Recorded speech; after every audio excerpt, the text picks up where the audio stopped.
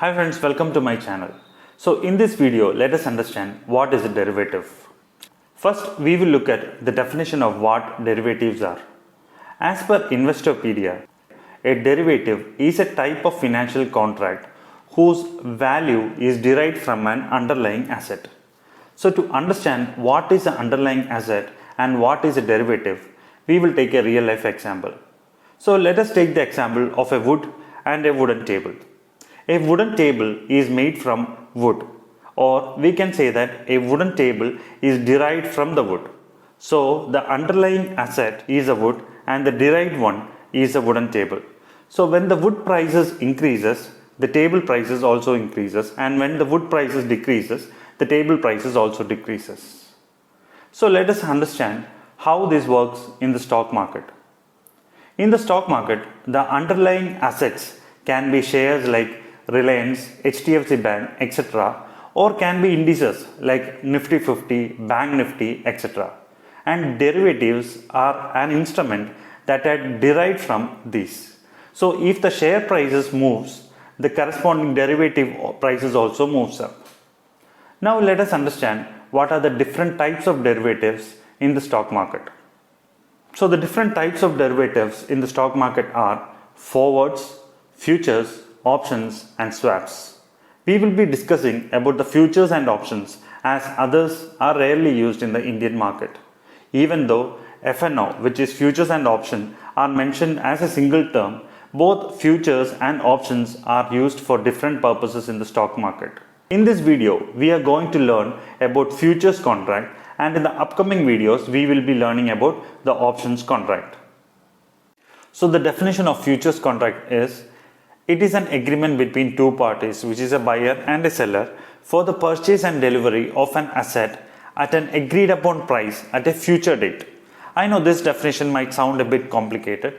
Let us try to understand this by using a real life example of how a futures contract works.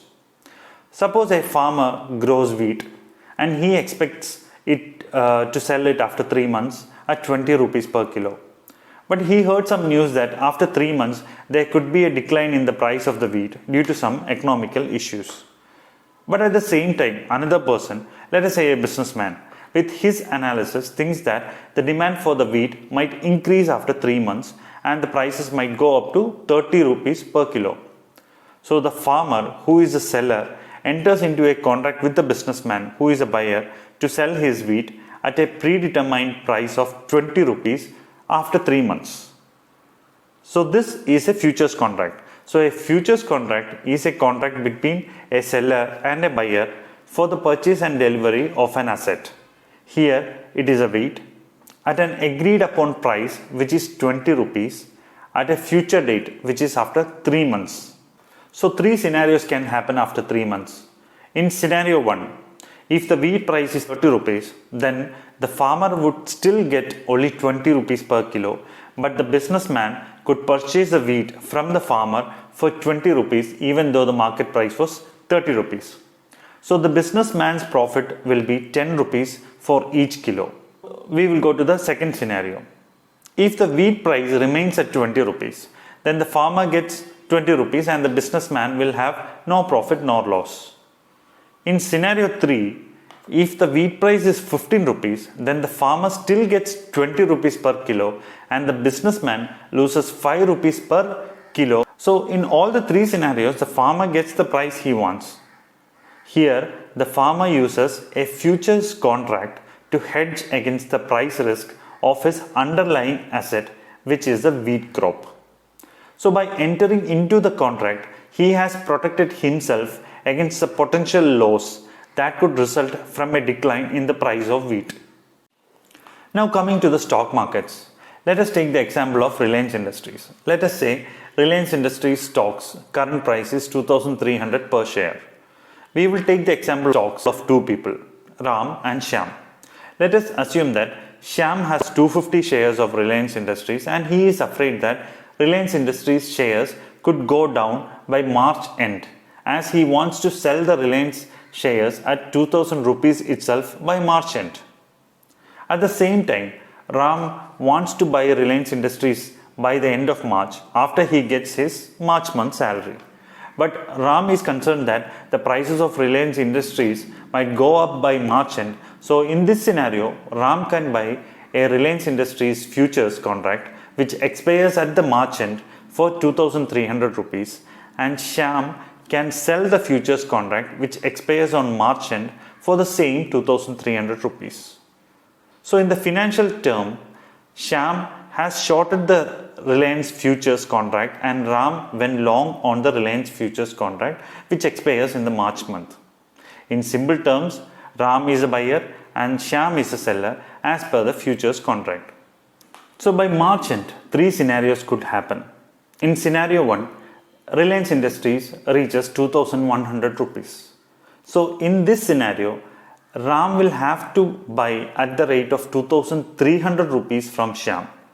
But if Ram had bought it from the market, he would have got it for 2100 rupees. But because of the futures contract, Ram has to buy from Shyam for 2300 rupees. So Ram is losing 2300 minus 2100, which is 200 rupees per share. For Shyam, there is a profit of 200 rupees as he is getting the 200 rupees extra from the current market price, which is 2100 rupees only. Scenario 2, if Reliance Industries shares remains at 2300, then there is no profit nor loss for both the parties. Scenario 3, if Reliance goes to 2500 levels, then Ram will get Reliance shares from Shyam at 2300 rupees itself. That means Ram will have a profit of 2500 minus 2300, which is 200 rupees per share. But Shyam, he loses 200 rupees as the market share was 2500 rupees, but he had to sell to Ram for 2300 rupees. So the above process is how to use futures contract for hedging. But usually in stock market, settlement doesn't happen by buying or selling the underlying asset, which are the shares, but rather they happen as cash settlements for the price difference before the expiry date. But in this case, if Ram and Shyam are entering the futures contract without the intention of buying or selling the actual Reliance shares, then they are actually speculating on the market using the futures contract. This can be done if they can exit the futures contract between the settlement date. So this means that before March expiry date, let us say Reliance shares are at 2200 rupees. Now Shyam decides that he will exit the futures contract as he feels Reliance shares prices can again go down. So he will give Ram the lowest amount, which is 100 rupees per share. So that is how derivatives can be used for both hedging as well as for speculation. So here the main advantage of a futures contract is that for long-term investors in the share market, they can make money even if their share prices goes down by shorting the stock futures. But as the futures trading has a lot of risk involved, I request you to be cautious while trading in these instruments. Hope you got some understanding about what are derivatives and what is a futures contract and how it is used for both hedging as well as speculation. So there is another kind of derivative which is very interesting, which is called as options. So in futures, at the end of the contract, the buyer and the seller must execute the contract. But in options contract, the buyer has the option not to execute the contract at the end of the expiry. So we will discuss more about the options in the next video, as options itself is a big topic. So if you have any questions about this video, you can mention those in the comment section. If I know the answer, I will be happy to share it with you. So that's it friends. Thank you for watching. If you like these kind of videos, please consider to like, share and subscribe.